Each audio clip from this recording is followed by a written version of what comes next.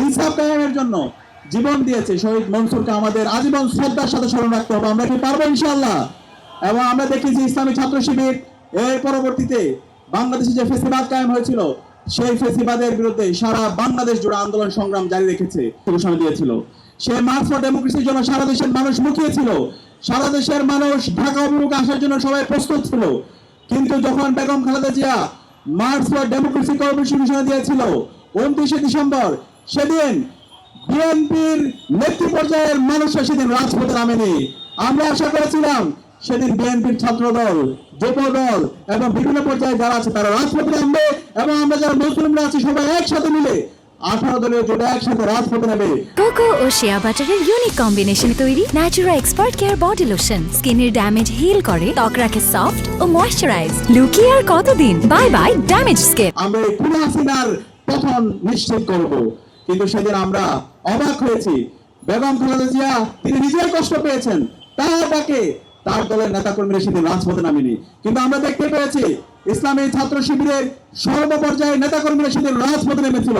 তারা শুধু রাজপথে নামেনি, শহীদ মনসুর সকাল সকাল বাড়ি থেকে বের হয়ে মিছিল করে এই মার্চ ফর ডেমোক্রেসি প্রোগ্রামকে সফল করার জন্য, দেশের গণতন্ত্র নিশ্চিত করার জন্য, ইনসাফ কায়েম করার জন্য সেদিন রাজপথে নেমে শহীদ মনসুর শহীদ হয়েছিল, জীবন দিয়েছিল।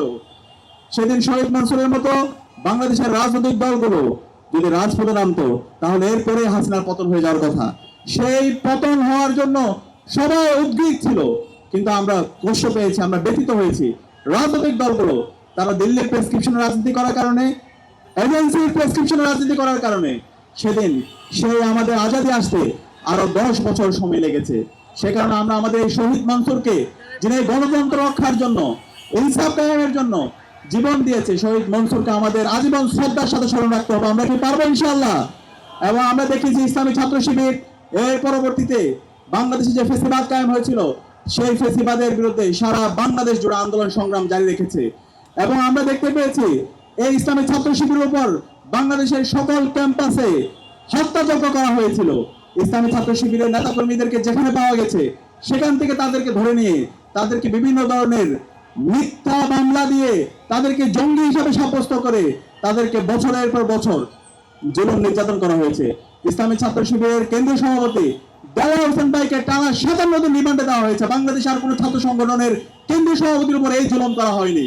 ইসলামী ছাত্র শিবিরের সাবেক কেন্দ্রীয় সভাপতি সিরাজুল ইসলাম ভাইকে বুয়েটা আবরার ফাহাদকে যেভাবে পিটিয়ে হত্যা করেছে ঠিক একই কায়দায় আমাদের সিরাজ ভাইকে সারা রাত ধরে বুয়েটের ছাত্রলীগের সন্ত্রাসীরা নির্যাতন করেছে।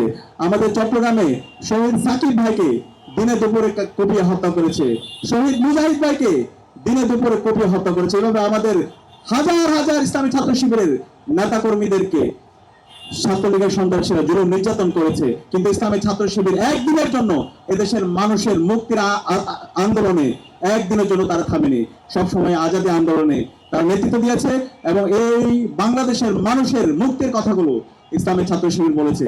এবং সর্বশেষ এই জুলাই বিপ্লবে আপনারা দেখেছেন ইসলামী ছাত্র শিবির এদেশের মানুষের মুক্তির কথাগুলো বলেছে। যখন ইন্টারনেট ব্ল্যাকআউট ছিল, কারফিউ জারি ছিল, যখন সবকিছু ডিসকানেক্ট অবস্থায় ছিল, ওই সময় ইসলামী ছাত্র শিবির সকল অংশীজনদেরকে সাথে নিয়ে সকল ছাত্র সংগঠন এবং রাজনৈতিক দলগুলোর সাথে যোগাযোগ করে সমন্বয়কদেরকে সেফ হোমে এনশিওর করার মাধ্যমে এই আন্দোলন কন্টিনিউ করেছে। এবং পুরো আন্দোলন জুড়ে আমাদের জুলাইয়ের শহীদরা আমাদেরকে রাস্তা দেখিয়েছে। শহীদ আবু সাইদ, শহীদ ওয়াসিম, শহীদ আলী রায়হান, শহীদ শান্তু সহ বিপ্লবের যে 2000 আমাদের ভাই বোন শহীদ হয়েছে, 40,000 আমাদের ভাই বোন গাজী হয়েছে, তারা আমাদেরকে রাস্তা দেখিয়েছে। তাদের রাস্তার উপর ভিত্তি করে আজকে আমরা নতুন বাংলাদেশ পেয়েছি।